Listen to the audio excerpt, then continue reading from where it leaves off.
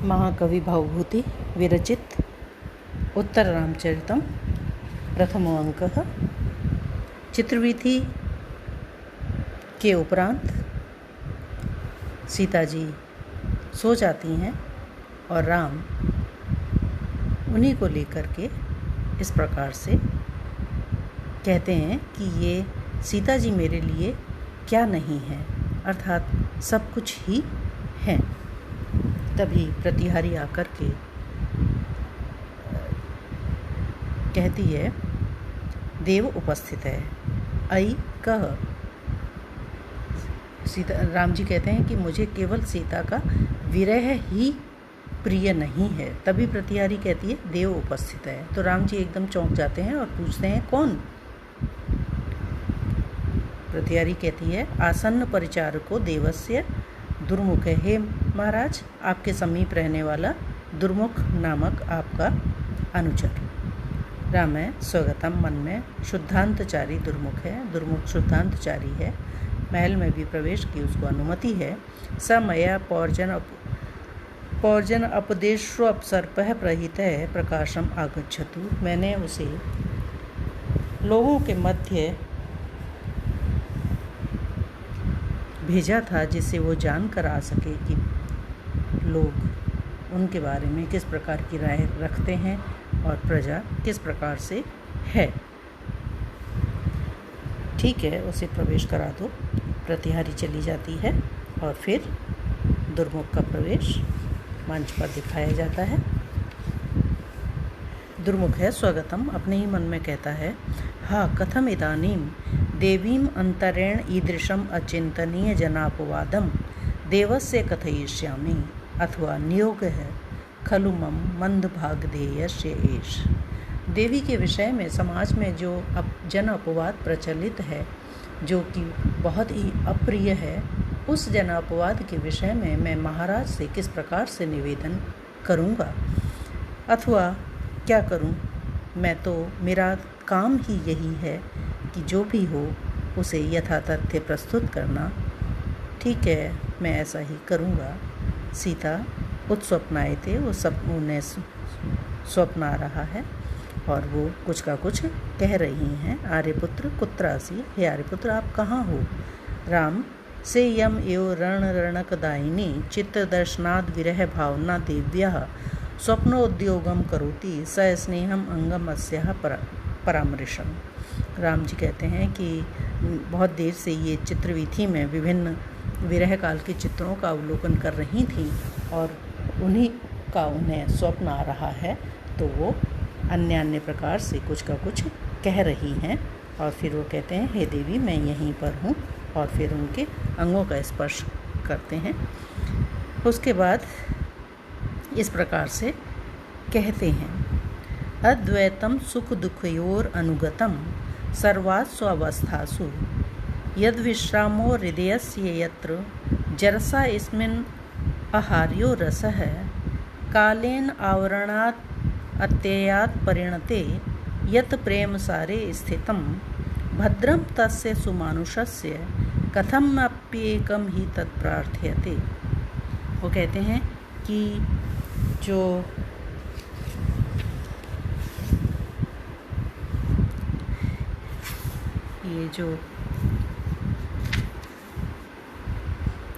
अद्वैतम यत सुख दुखयो,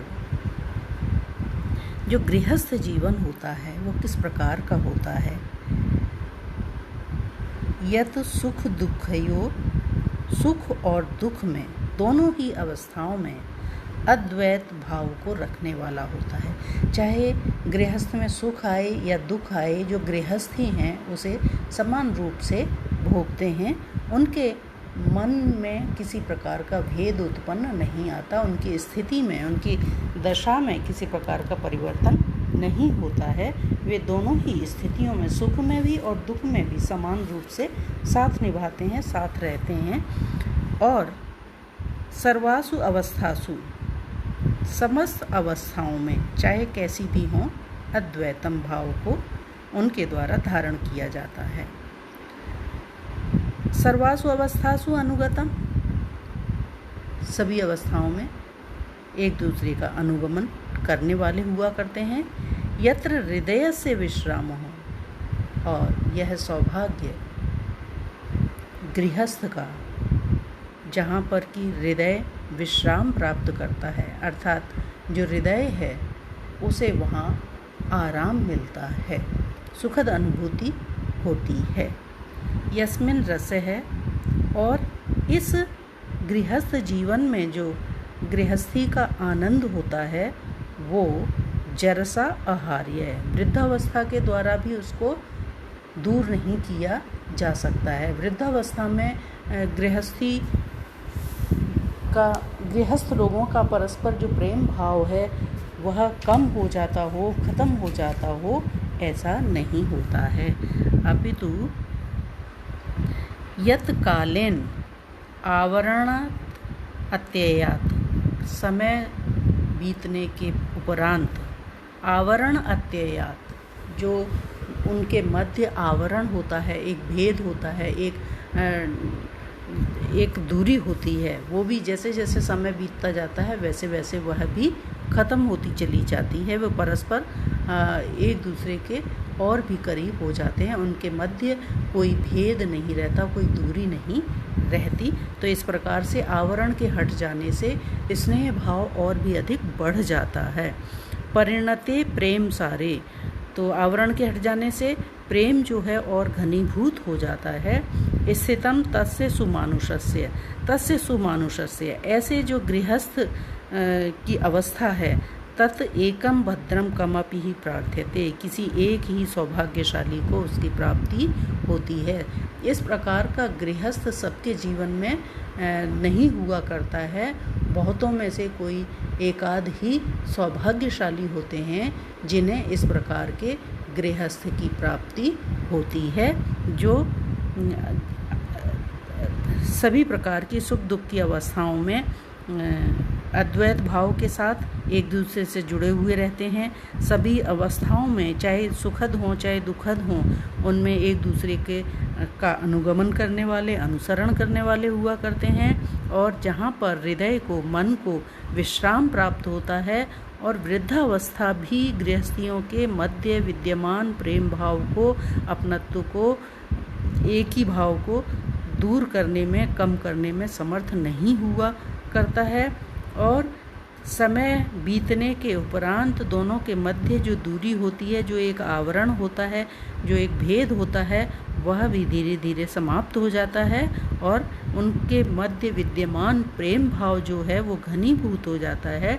इस प्रकार के गृहस्थ जीवन की प्राप्ति विरलों को ही, बहुत ही दुर्लभ हैं ऐसे लोग जिनको हुआ करती है।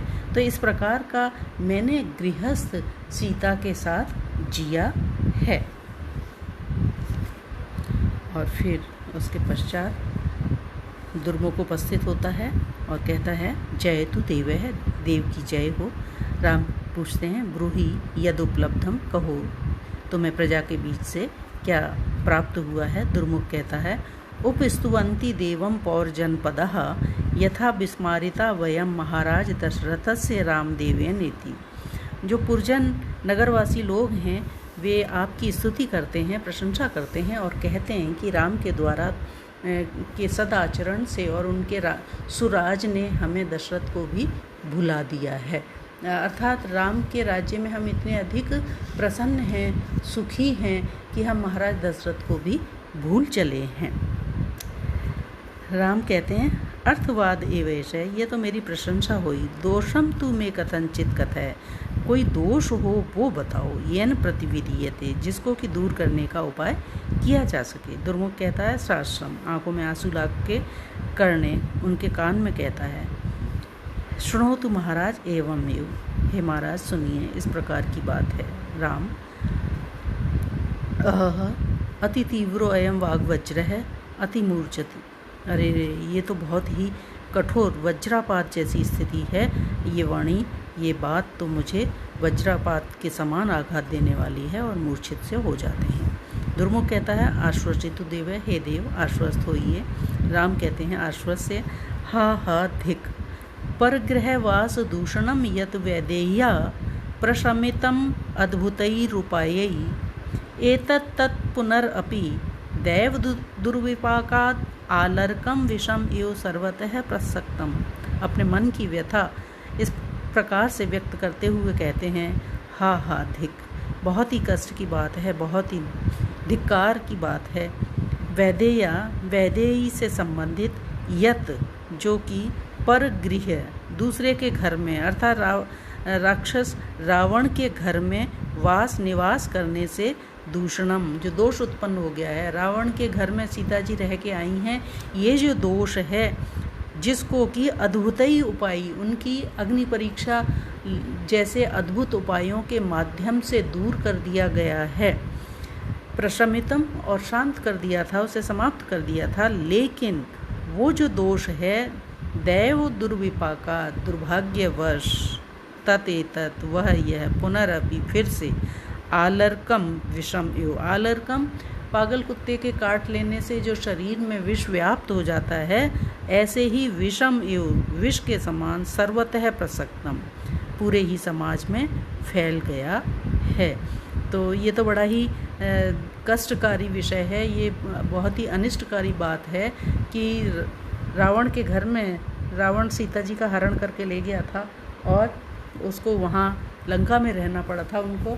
तो हमने वापस चढ़ाई करके और रावण से युद्ध करके उन्हें मुक्त कराया था। उसके बाद लोग उनके विषय में किसी प्रकार की बात न करें, इसलिए मेरे द्वारा उनकी अग्नि परीक्षा ली गई और उन्हें परिशुद्ध पाया गया। तो इस प्रकार से उन सारे दोषों को मैंने समाप्त कर दिया था। लेकिन दुर्भाग्यवश आज फिर वही बात पुनः उपस्थित हो गई है। लोग उनके विषय में इस प्रकार की धिक्कार भरी बातें कहते हैं।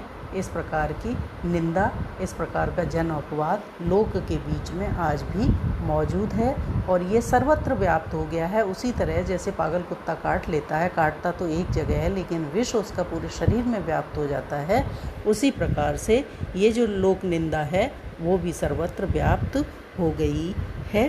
और ये मेरे लिए ही बड़े ही धिक्कार की, बड़े ही कष्ट की, दुख की बात है। इस प्रकार से राम बहुत अधिक दुखी होते हैं और खेद व्यक्त करते हैं और इससे आगे हम अगले अध्याय में अध्ययन करेंगे।